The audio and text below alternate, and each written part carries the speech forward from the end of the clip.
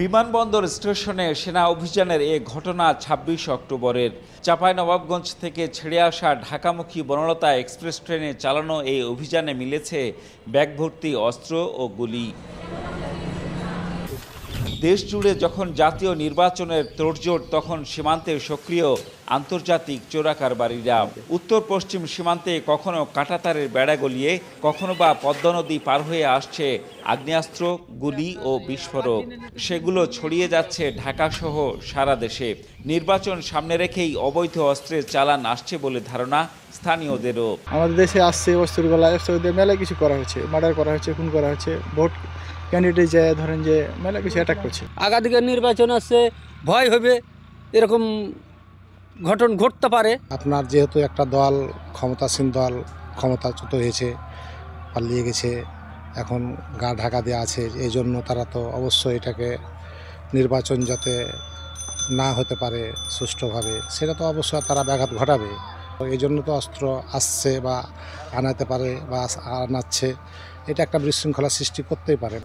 বিগত এক বছরে রাজশাহী ও পার্শ্ববর্তী ৪ জেলা থেকে ৬৮টি আগ্নেয়াস্ত্র ও বিপুল পরিমাণ বিস্ফোরক জব্দ করেছে র্যাব। নির্বাচন সামনে রেখে গোয়েন্দা নজরদারিও বাড়িয়েছে এই এলিট ফোর্স। ৫ আগস্টের পর থেকে আমরা এখন পর্যন্ত ৬৮টি অবৈধ অস্ত্র উদ্ধার করেছি এবং ৫৭৪ KG, to be very specific, ৫৭৪ KG ১০০ gram gun পাউডারও আমরা রিকভার করেছি। আর নির্বাচনকে সামনে রেখে স্বাভাবিকভাবেই আমরা আমাদের কার্যক্রম বৃদ্ধি করেছি এবং ক্রমান্বয়ে আমরা আমাদের সর্বাত্মক চেষ্টা করে যাচ্ছি যাতে অবৈধ অস্ত্র আরও বেশি উদ্ধার করা যায়, যাতে করে আইন শৃঙ্খলা পরিস্থিতি স্বাভাবিক থাকে। বিষয়টি ভাবিয়ে তুলেছে পুলিশ প্রশাসনকেও। তাই অবৈধ অস্ত্র উদ্ধার ও চোরাকারবারিদের ধরতে রাজশাহী বিভাগের সীমান্তবর্তী জেলাগুলোতে দেয়া হয়েছে বিশেষ নির্দেশনা। এখন নির্বাচন কেন্দ্রিক এটার অপব্যবহার বাড়তে পারে, সেই জন্য আমাদের পরিকল্পনা আছে। আমরা নির্বাচনের পর্যন্ত আমরা অপেক্ষা করব না। আমাদের কাছে আমরা সংবাদ সংগ্রহ করছি বিভিন্ন সূত্র থেকে।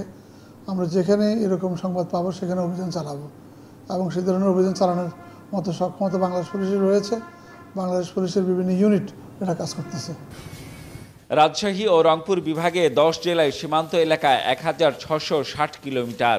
এসব সীমান্ত থেকে অন্যান্য পণ্যের পাশাপাশি বিজিবিও জব্দ করেছে অস্ত্র, গুলি। Ziaul Gani Selim, Star News, Rajshahi.